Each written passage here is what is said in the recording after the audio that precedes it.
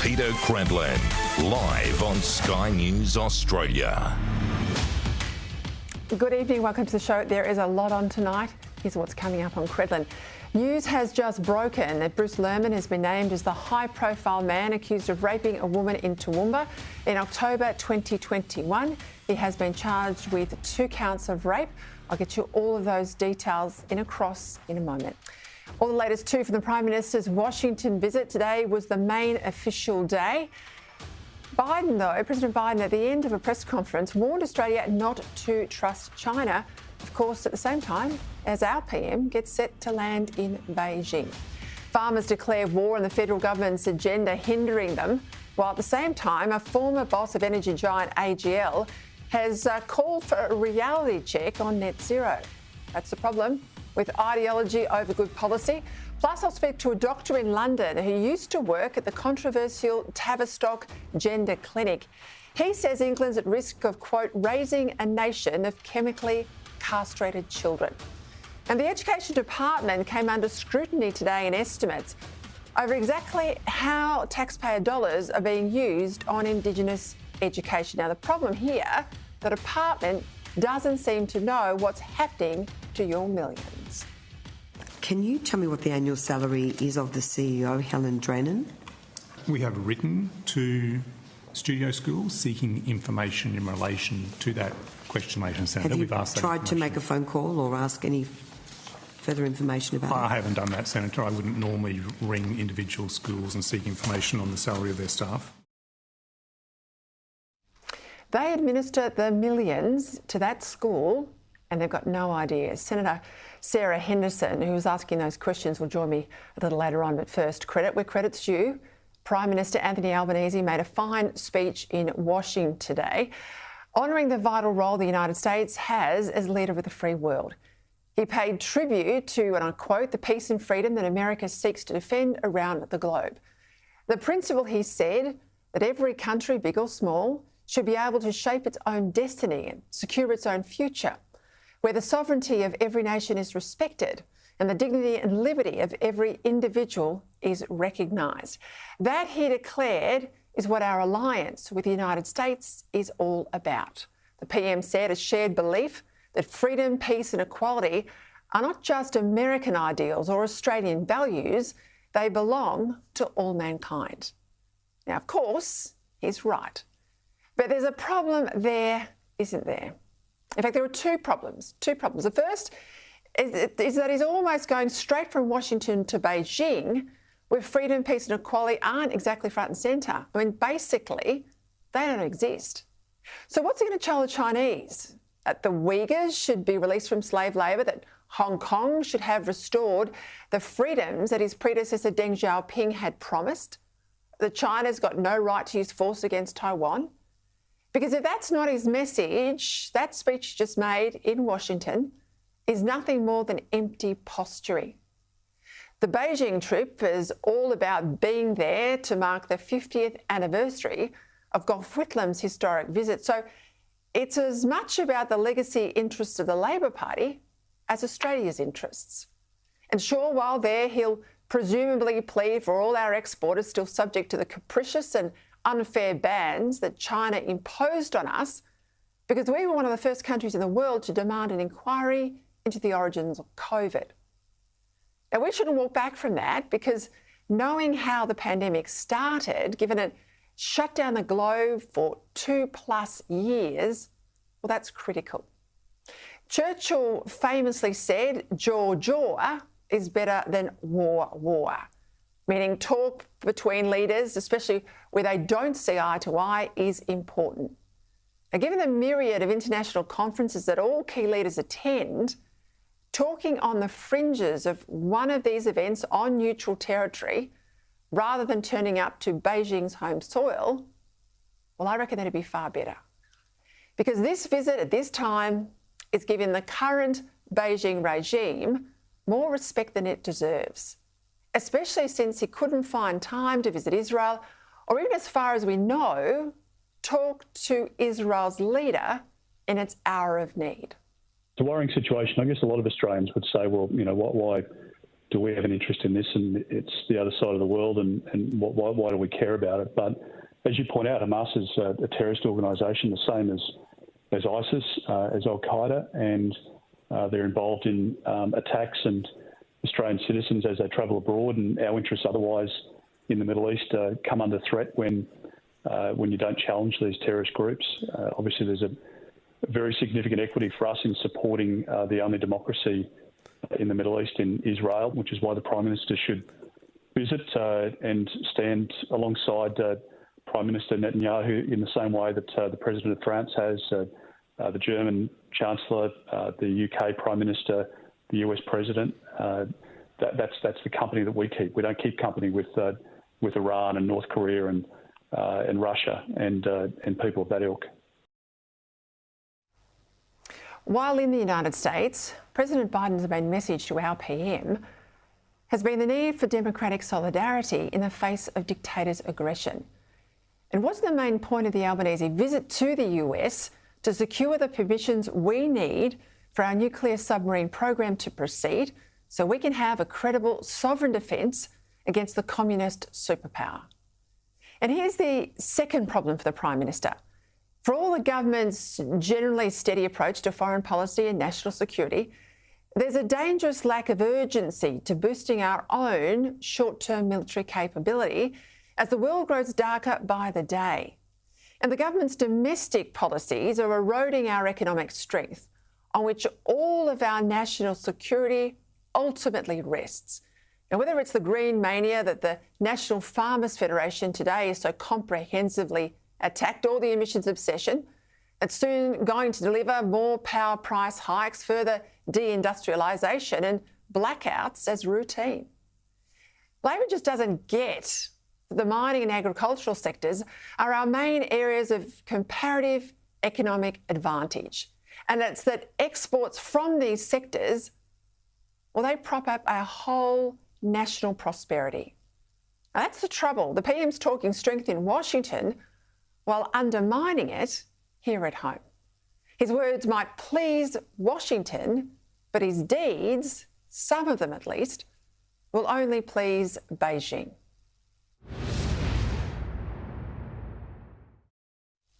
Now look, if the voice referendum was a massive lapse of prime ministerial judgment, making Linda Burney Governor-General, as is reported today, well, that'd make a whole lot, so much worse. I mean, talk about going from the frying pan to the fire. The Governor-General is there to represent the King, or as I prefer to say, the Crown, as a source and symbol of unity that's above and beyond politics. That doesn't mean that former politicians can't fill the role with distinction. I mean, think of the much mourned Bill Hayden, who's just died. Think of Paul Hasluck, Richard Casey, Bill McKell, and Sir Isaac Isaacs.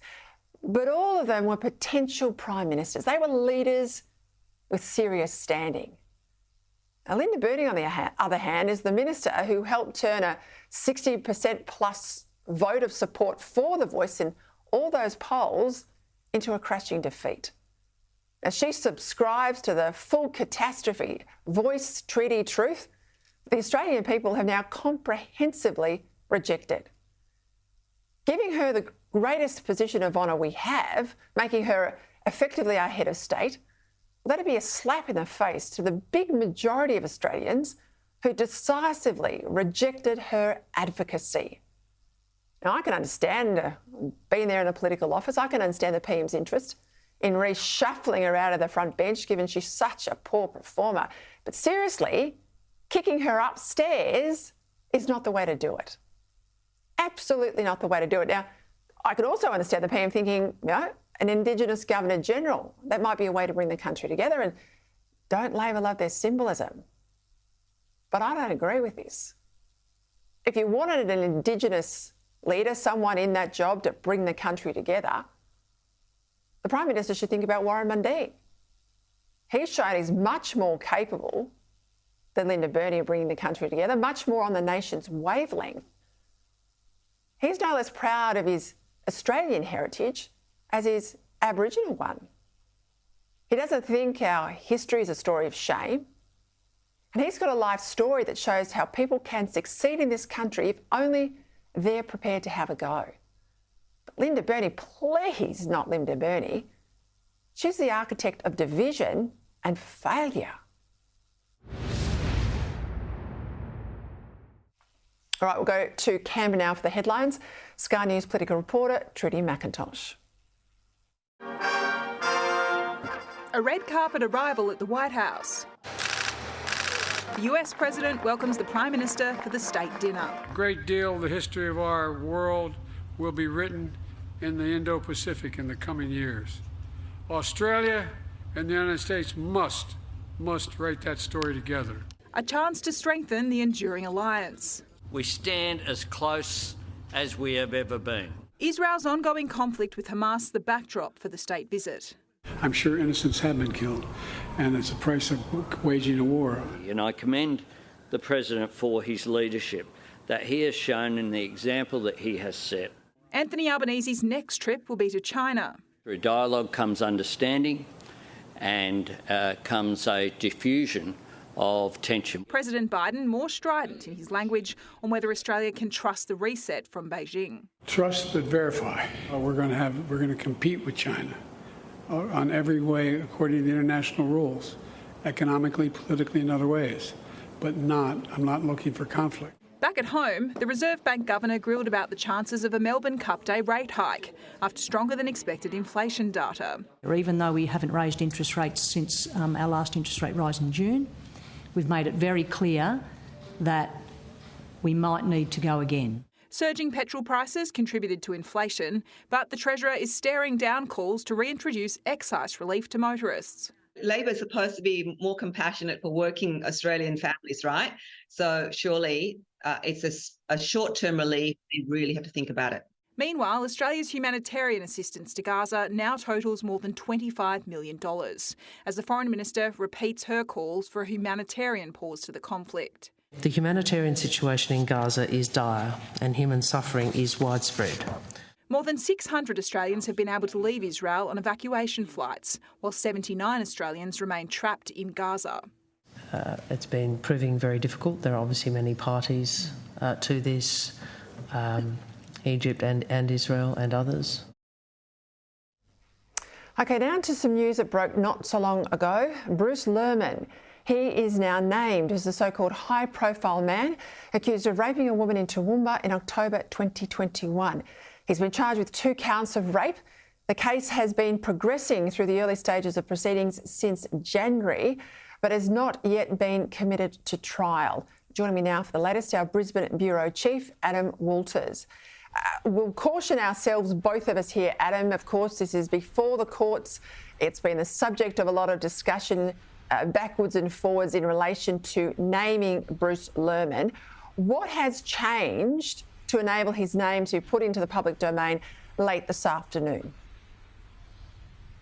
That's right, Peter. We have to be very careful. So many delicate issues involved in these proceedings. What's changed is a new law in Queensland that came into effect last month, allowing accused sex offenders to be named from the outset of proceedings, from when they are charged. Now, this followed a lot of lobbying from women's groups in Queensland for this state to catch up with the rest of the country and lose that anachronistic belief that somehow, by making a complaint against a man, that a woman could be vexatious. Well, now an accused male will be named from the outset of proceedings, and Mr. Lehrmann had approached the Queensland magistrate in Toowoomba, Claire Kelly, requesting that the suppression on his identification be maintained because of his fears of not being able to have a fair trial. Now, the allegations relate to an alleged incident at a Toowoomba nightclub in October 2021.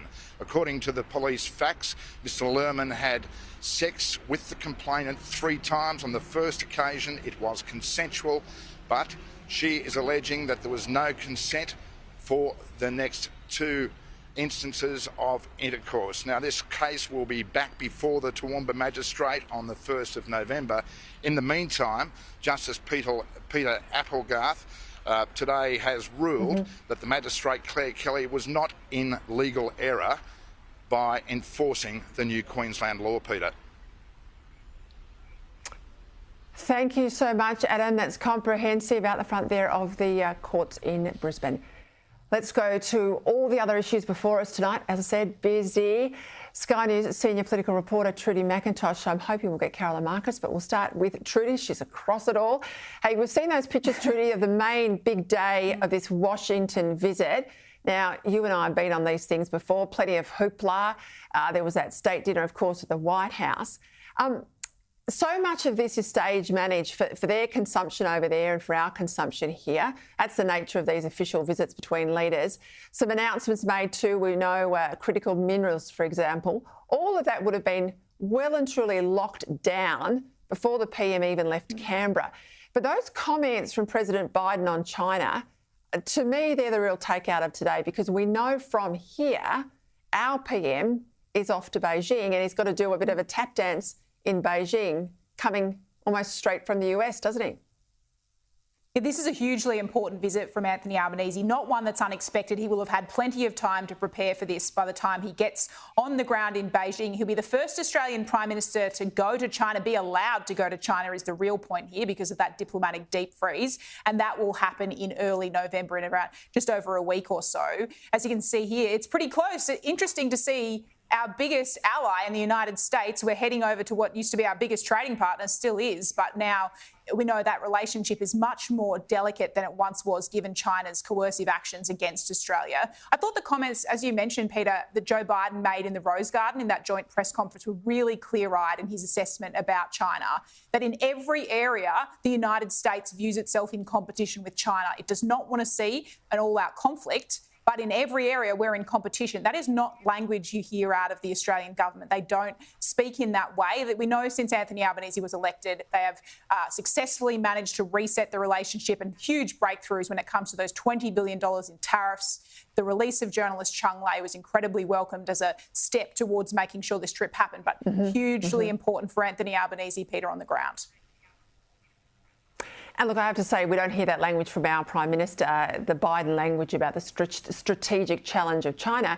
But I have to say, behind closed doors, if you're talking to security agencies, defence agencies, you hear that time and time again. So that's a little bit of a difference. We know it, we don't say it, like President Biden did.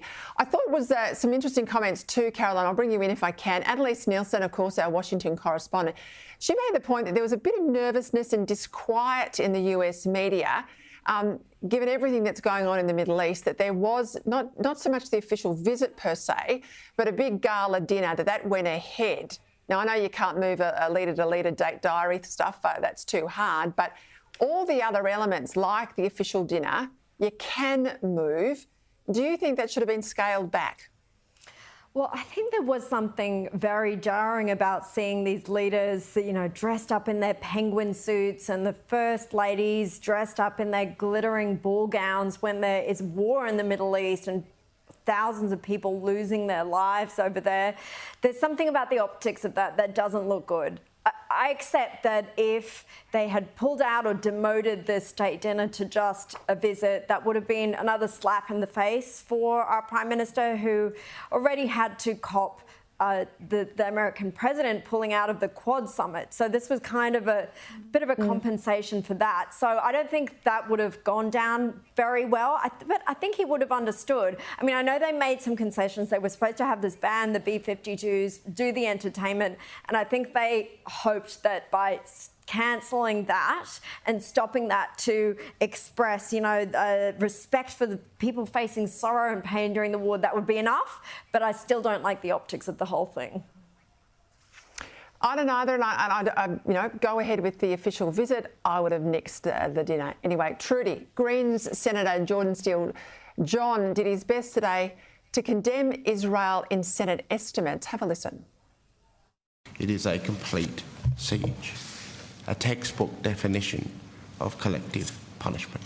The Israeli Foreign Minister has made it clear that should Hamas surrender, the siege would end. That is a textbook definition of collective punishment. Why won't your government condemn this crime against humanity? Well, they are your words. I will use my words, and I have responded. Now, to date, Penny Wong has not been as strong as she should be in relation to Israel. Sherry Markson too played those grabs from the Prime Minister, yes, some time ago, but absolutely there in the throng of the crowd, aggressively pro-Palestinian. I don't imagine a hard left bloke from all those years ago, who's still a hard left bloke, has changed his tune. This is still a big issue for the government, navigating this. You've got the Greens dragging them further and further to the left. I don't know that the PM struck the right chord. He hasn't had that call with Bibi Netanyahu, unless you can correct me there, but that's been almost 2 weeks. That is extraordinary, to request a call with another leader and not to have that call. And of course, he's not, at this stage that we know of anyway, going to Israel. Trudy. No, he's not. And that was again raised at Senate estimates today, Peter. What attempts have we made to get that phone call back from the Israeli Prime Minister? The line you hear publicly from Australian ministers is that, you know, he's got better things to do than get on the phone to Anthony Albanese. The fact we can't even get a cursory call back now 2 weeks in does start to raise questions, really, you'd have to say. But look, at the estimates exchange with Penny Wong, I think she handled that well. She just did not want to be drawn into that political games that were being played by the Greens there. She did to shield DFAT people from having to answer those questions. She said, put it to me, I'm the minister, I'll answer the political questions here, rather than trying to let this become something the Greens can use to get a grab that they can put on their social media. Yeah, I make it very clear to people at home, when you don't get your call returned, that's a diplomatic impasse that is meant to send a signal. That's not that he can't find the Prime Minister's phone number. Caroline, calls from the UN Secretary-General Antonio Guterres, calls for him to step down for saying that the attacks on Israel did not happen in a vacuum. Have a listen. I think that the Secretary-General must resign, because from now on, every day that he is here in this building, unless he apologizes immediately, today we called him to apologize. I might also say that just before we came to air was confirmation, and this is diabolical, that you've got Hezbollah, who is a terror group, and they operate in the north of Israel. They've met with all the Hamas terrorist officials. We obviously know they're Gaza, with officials from the other terror organisation, Islamic Jihad. So they've all met and caucused, and there's breaking news too that some of the people involved in the terror attacks in Israel now, almost 2 weeks ago, trained in Iran. This can't be tolerated from the UN, can it, Caroline? No, it can't. I mean, and Israel rightly is calling for this resignation and saying they won't let UN officials into the country if they don't apologise and take back these comments, which are deeply offensive. I mean, they give licence to the critics out there, the most fringe members of the anti-Israel crowd that say that these attacks were justified, or there could be any sort of justification or explanation for why they happened. The whole, yes, it's terrible that, over 1,000 Israelis got murdered in the most horrific way. But let's remember XYZ, there is no justification for a Hamas militant ripping out an unborn baby from a pregnant woman's stomach, beheading that baby, and then beheading the mother, which we have now learned from Israel authorities is one of the many, many abhorrent attacks that were carried out on October 7th. So to hear this from the Secretary-General of the United Nations, that this didn't happen in a vacuum, it just gives license and cover to these people who were trying to say that there is some excuse for what happened. We know the United Nations has a shocking record when it comes to its treatment of Israel, and that schools that it runs in Gaza actually radicalise Palestinian children to hate Jews, to glorify martyrdom, and to teach them that that Israel should belong to the Palestinians. So they have a lot of questions to answer for how they carried themselves in that region. And now, on top of this, all of that. But you're right, that meeting with the terrorist groups, deeply concerning, of course, and the news that was revealed by the Australian newspaper that around 500 Hamas militants and Palestinian militants were trained in Iran facilities as recently as September, just weeks before this attack, is deeply concerning and should shut up anyone who says this is just about Palestinian grievances. It's clearly not. This is something that's backed by Iran, that has Hezbollah all over it, also backed by Iran, the Lebanese militants. So this is so much bigger than just what the Palestinians think are their grievances as to how Israel has been treating them. It's so much bigger and more nuanced than that, but it's something that critics of Israel have to accept. Beautifully and passionately expressed, Carolyn Marcus. And I want to say too, when I have been in Ramallah, I have seen in and around UN areas those shrines, those monuments that the UN tolerates to the suicide bombers. So I back you in 100%.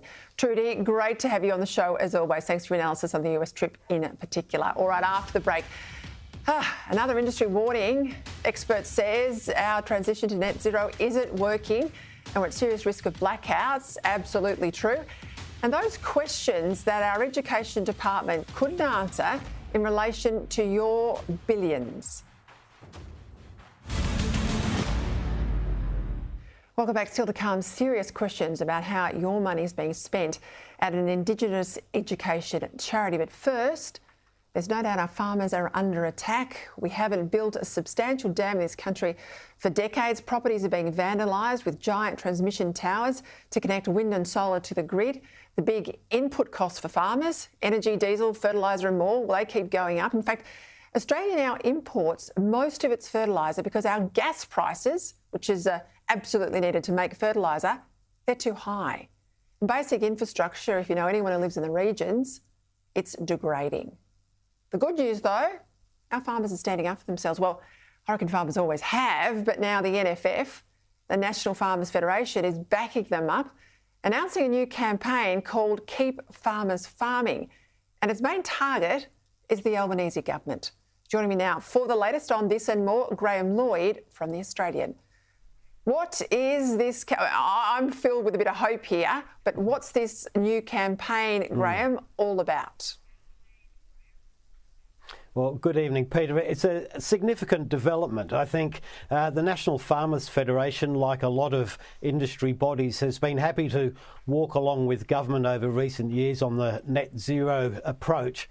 And suddenly they've lifted their head and discovered that they've really lost touch with their membership. Live sheep exports are being banned. There's all sorts of other issues with industrial relations, the net zero transition with transmission lines and other things, that their members are unhappy. And the NFF has decided, well, it's going to go in and fight for them.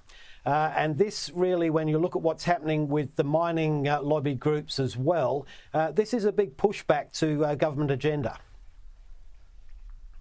I honestly think it could be a game changer, because what has turned the debate about renewables, I mean, no one believes that they're cheap and all the stuff the governments have said, and we'll get to that in a moment in relation to Victoria, but what's turned, I think, people's attention from these green promises to the practical reality is seeing the rollout of these towers right across prime agricultural land and communities not being properly consulted. On that score, the former head of AGL, and he's a power industry veteran, Michael Fraser, has said today that we need a reality check on these net zero targets. He says we're way behind schedule. He said we're headed to a return of the 1970s when state-backed power networks had all of those chronic blackouts. And when I grew up in the bush and I had a candle beside my bed as a kid. And he says if this happens, public support for the transition will be lost overnight. I reckon he's on shaky ground as it is, but Chris Bowen, he says it's all going full steam ahead. Well, that's right. Look, the former AGL boss has joined a raft of industry specialists now to say this renewable energy transition is way off track. And it's not just a matter of not meeting the targets, it's a matter of not having the resources in place when coal is retired from the system. And public support for this transition is going to vanish very, very quickly when that happens. I think there's a lot of survey material that shows that Support for net zero is wide, but it's not very deep. And I think the government needs to draw some lessons from the Voice referendum on this, the disconnect between the elites, if you like, and the great public at large. And it's that great public at large that is bearing the cost and is just going to desert the field if things go badly wrong. The Chamber of Commerce and Industry in WA, they've come out to say that there's a real concern about critical minerals. We all know we need them, they're key to defence technologies, but they're saying that moves by the Albanese government to reshape environmental protection laws could put mining of these minerals at risk. Yeah, this is another area where the government's working against itself. Anthony Albanese has been in the United States and he's saying, look, there's more billions to promote the mining and development of these rare earths and minerals. But on the other hand, the sort of bureaucratic procedures to actually doing anything in the country now, particularly when it comes to mining and farming, are getting so difficult that it doesn't matter how much you spend to encourage people to do it. If you can't get the permits through the process, it's just not going to happen. Hey, in Victoria, they're pushing on with this ban on gas. They want every home to be electrified. I tell you, anyone who comes today and takes away my gas hot plate, they'll be held to play over my dead body.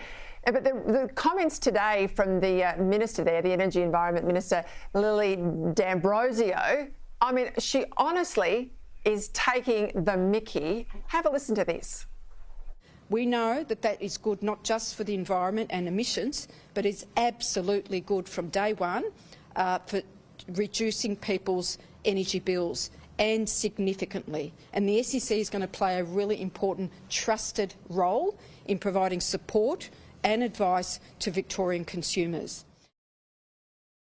They use the SEC brand because it harks back to the 20 or 30 years ago when the SEC kept the lights on. It's nothing like that now. It's a front for a renewable entity, really. But this idea that renewables bring down power prices, show me where that's ever happened, because all we can see as Australians is our bills going up and up and up.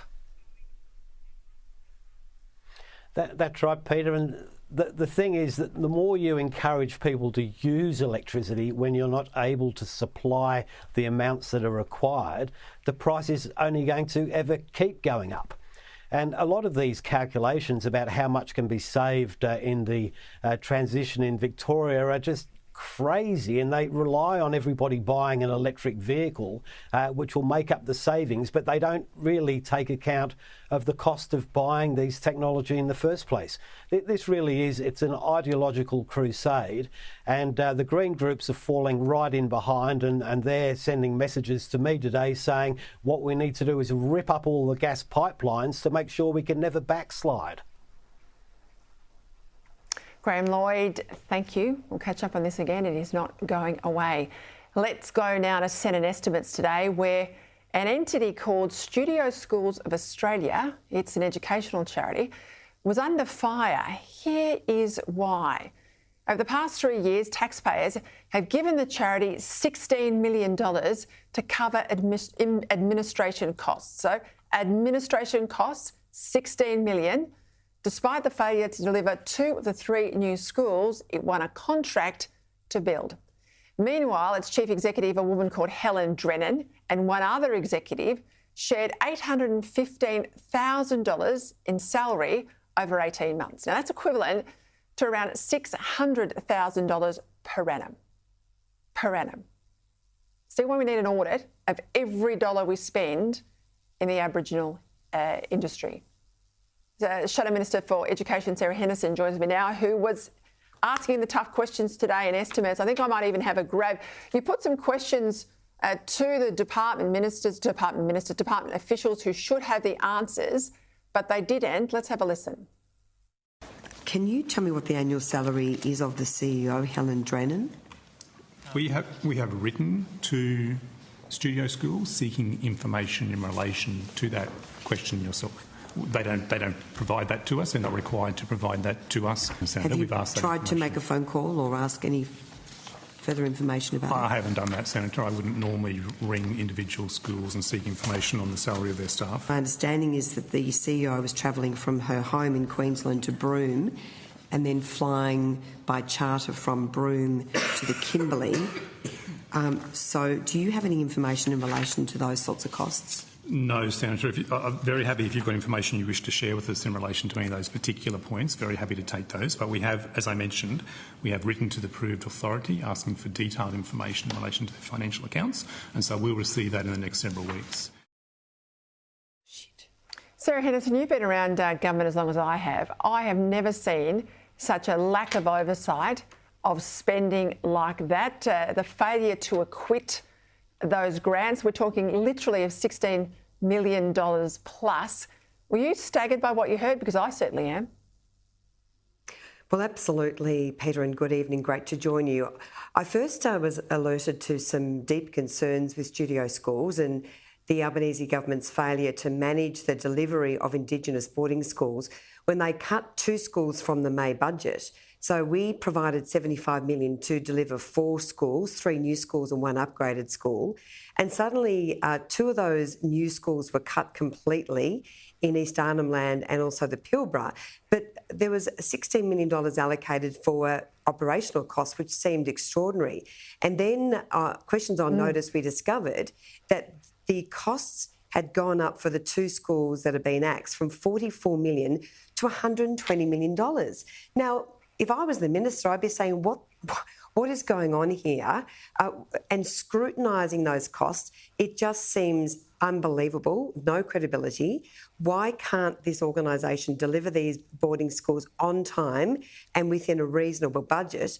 And then, of course, we saw in the financial statements made public in June, which the department and the minister did not seem to know about, that the Chief Executive Officer and the Chief Operating Officer were being paid a combined total of $600,000 per annum, while other teachers were being paid very mediocre salaries.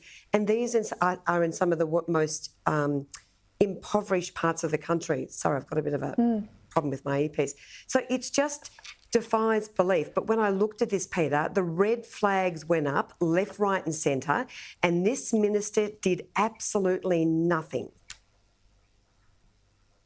Yeah, it's extraordinary. I mean, that $600K for a teacher or an executive at the school, that's more than the Prime Minister earns. That's the first point.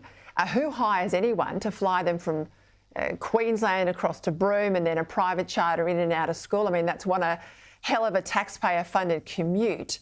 But then more broadly, if you're talking about 2 schools costing from about $50-odd million blowing out to 120, $60 million per school. I mean, $60 million per school. Roughly how many children are in these schools? They're not big numbers, as I understand. No, there's 78. They accommodate 78 children per school. So the minister didn't say, well, hang on a minute, let's look at other forms of construction. Let's look at prefabricated construction. Let's look at how we can get these schools into the Pilbara, into East Arnhem Land, rather than just cutting the schools and then delivering $16 million to studio schools for operational costs, not scrutinising their expenditure. And I've now asked questions about the charter flights, about upgrades, about I've been told that in excess of $60,000 has been spent on an ensuite or an indoor toilet. There's other very, very exorbitant operational costs being incurred. And the minister should have been all over this. Really, they've been missing in action. I called for a review. They've now, just today, in estimates said they will write to studio schools. But frankly, he's just not doing his job, Peter. That's the bottom line. He absolutely is not. Sarah, keep it going, because this is exactly why we need an audit. All right, coming up, we'll talk to a doctor who has spent years treating young people with gender dysphoria, including those who have undergone sex change surgeries. Now, he's concerned about the amount of young people regretting their transitions. Plus, proof the PM has been a pro-Palestine activist for many years, as he now tries to convince the world he supports Israel. Coming up, poppy pins for Remembrance Day, now made with the rainbow flag. We'll get into that with my panel. But first, we'll go to the United Kingdom, where a former doctor who worked at the now infamous Tavistock Gender Clinic, this is the government NHS clinic, an institution that assisted children transition via irreversible medical procedures, has warned that Britain could become a nation of chemically castrated children. Now, sadly, I have to say, it's not just an issue isolated to the UK. Of course, many of those practices and procedures are occurring here in Australia. They had an inquiry in the UK which shut Tavistock. In Australia, we've yet to even have the inquiry. Joining me now is the doctor who has spoken out, Dr. Az Hakim, who has just released a new book entitled D-Trans, When Transition is Not the Solution. Dr. Hakim, thank you for joining me. Thank you for speaking out. This is such an important topic. You say being trans or non-binary is a new subculture. You also say that many of your former patients regret transitioning. These are vulnerable people, clearly, from the evidence that I've seen and read, and you've got first-hand experience. So why is this happening? Hi, Petra, and hello, Australia. Thank you very much for having me on. So I used to work at the Portman Clinic, which is part of the Tavistock and Portman. So it's a large organisation. I was attached to the Child Gender Clinic GIDS part-time for a year, but most of my work was a psychotherapy-only service for gender dysphoria that I set up and ran for 10 years there.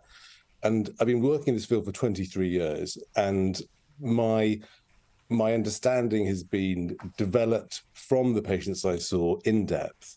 And I think the problem is that there's this thing that we're calling trans, and it's not a thing. It's an umbrella term of lots of different things. We used to talk about transsexuals. These are a very small number of people. We used to talk about transvestites. There's always been far more transvestites than transsexuals. There are also sexual fetishists who get excited by either wearing women's clothes or getting in women's spaces. And then with kids, there's a 5,000 to 8,000-fold increase in children declaring that they're non-binary or trans. They're not. This is the new punk. It's the new goth. It's the cool thing to do. So all these things together are called trans.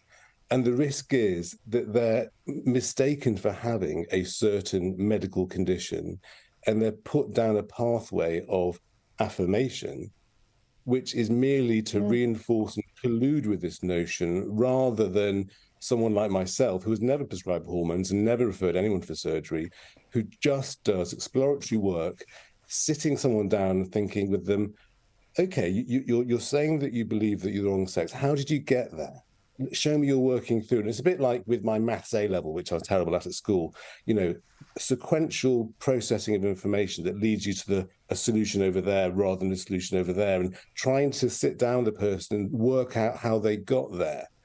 And what we do know is that the symptom of someone saying that they feel that they're the wrong gender is often associated with lots of other things. So there's a massive incidence of autistic spectrum disorders. 100% of my males, I was suggested, were on the spectrum.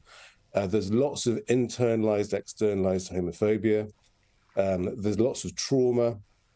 But as soon as someone says, oh, I think I'm the wrong gender, all of these things get disregarded and the person is affirmed, which I would liken to a form of grooming, really, because rather than sitting down with the person saying, well, how do you get, what do you mean? Why do you think that?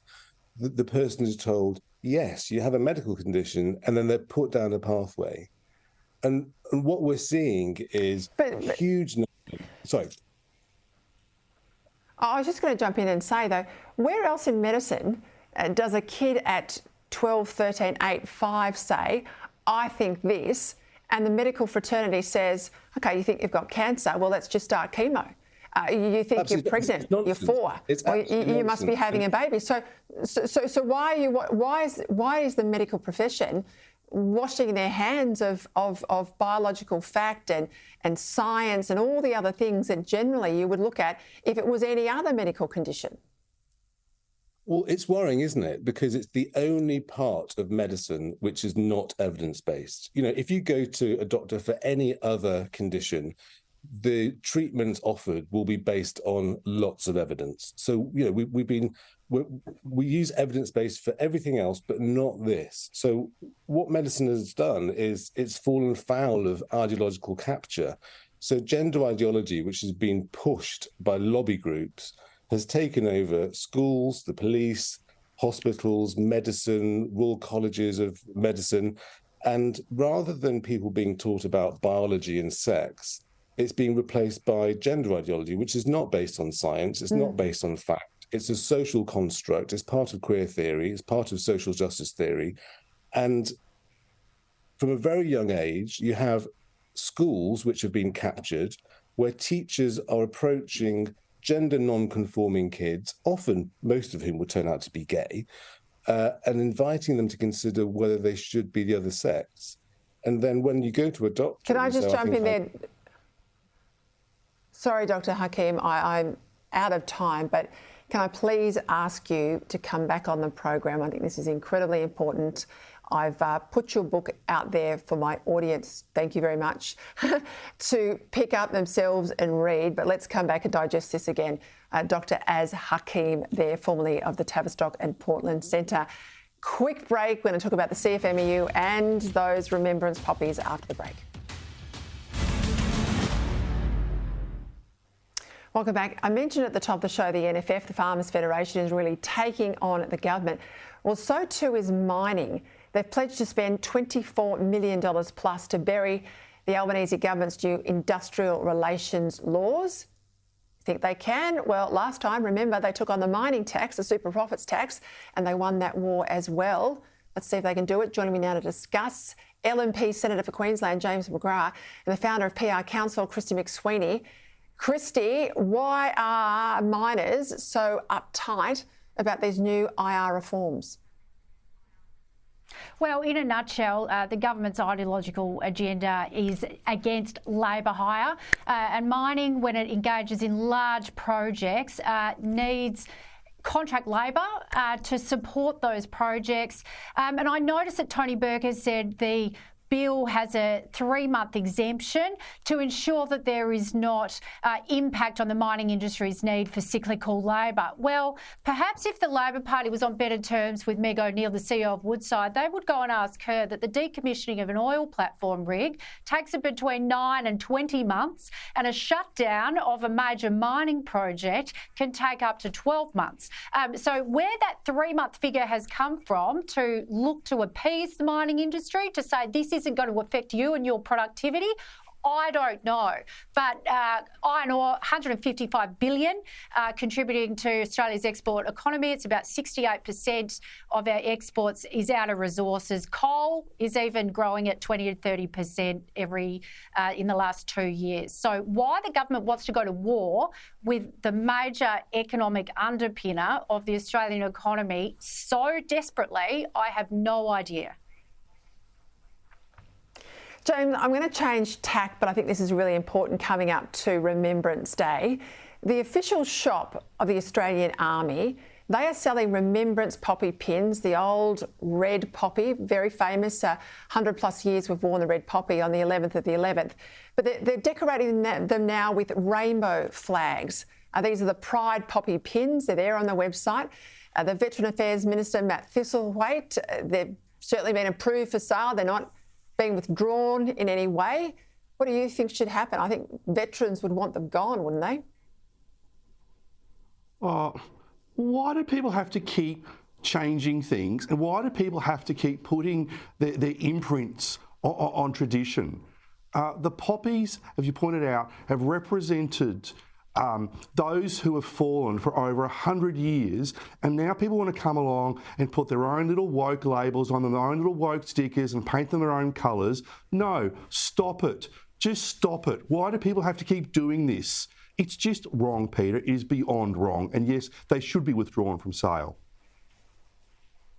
Well, I'll look to you to follow that up with the Minister for me, because I can hear my people at home yelling at the TV about this one, because it doesn't mean that the Army doesn't want gay people in uniform. It's nothing about that.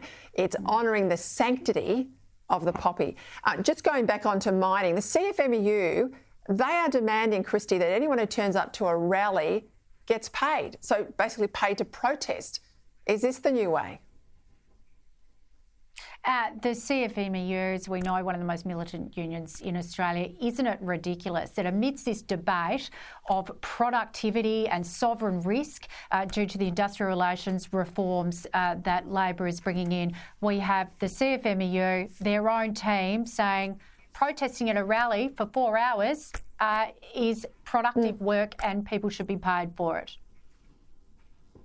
James, I'm just about out of time, but I mean, those images of Anthony Albanese all those years ago, very, very pro-Palestine, they don't sit well with the way he has acted, really, I don't think, regarding Israel since those terror attacks. No, they don't. And remember, Labor have shifted from being a pro-Israel party to being a pro-Palestinian party, when in fact what we should be all doing is supporting a two-state solution and also smashing Hamas and being on the side of Israel against these terrorists. I'm unsure sometimes where the Labor Party actually are on this issue. I think Israel's unsure, I think Bibi's unsure, and that's why the call's not been taken from our Prime Minister. Thank you both for your time. Apologies it's short. Bit of a busy show. All right, I'll be back here tomorrow night at 6, of course. Here's Andrew.